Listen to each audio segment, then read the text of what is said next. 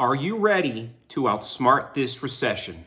Good evening, folks, and welcome back to another episode of Silver Dad Knows. Remember, always live with no edits. If this is your first time here, hit that subscribe button now, as you're going to like what I'm about to say.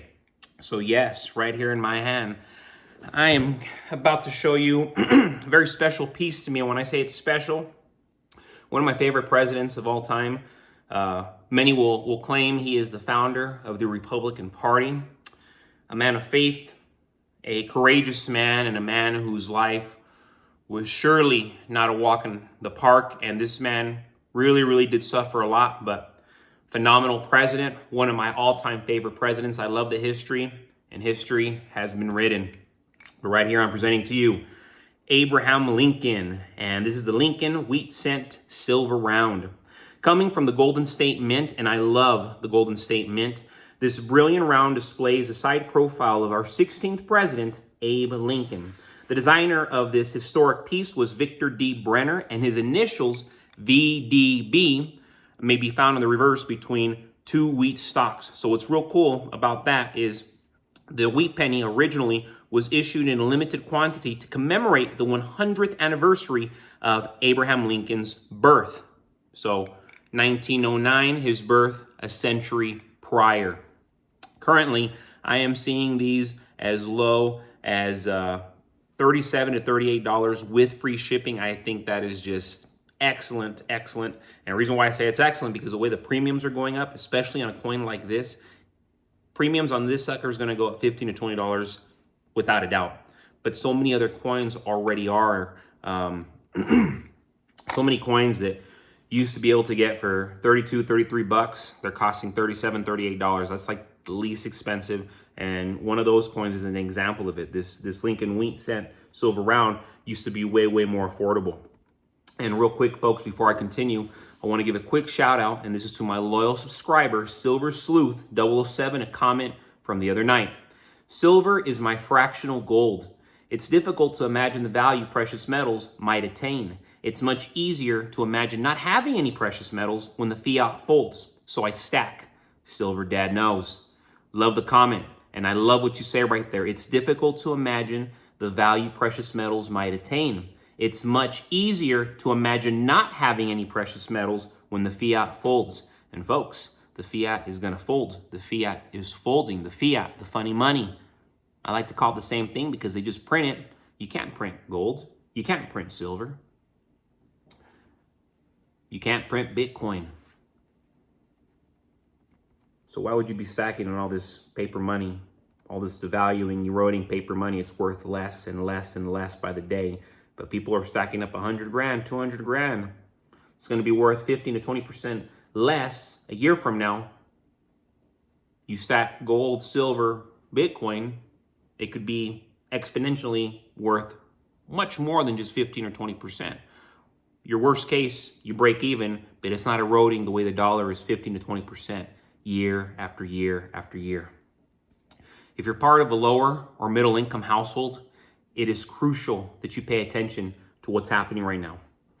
There's a significant shift underway that most people aren't even aware of. The wealthier households, whether intentionally or not, are creating a financial environment that will be harmful to those with less. Wealthy households, the upper class, are not new to economic cycles. They've seen this all before. When they sense a downturn, they act quickly to preserve and grow their wealth. Right now, they're selling off assets like stocks, luxury cars, watches, homes, and even art.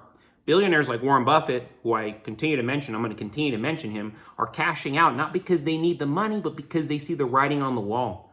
They know that during a recession, the value of these assets will drop, and having cash on hand will allow them to buy back in at a significant discount, increasing their wealth even more so.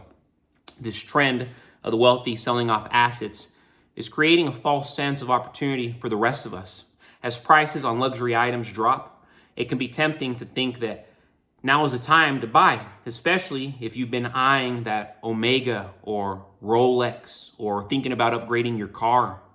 The reality is that the wealthy are positioning themselves to scoop up even greater deals when the market crashes, leaving those who bought in early at risk of financial loss. For example, some people are finally able to afford that luxury item they've wanted for years because the prices have dropped. But in many cases, they may be overpaying without realizing that these items are still overpriced for the current economic conditions. Meanwhile, those who hold on to cash will be in a position to buy when prices hit rock bottom, which is where you want to be.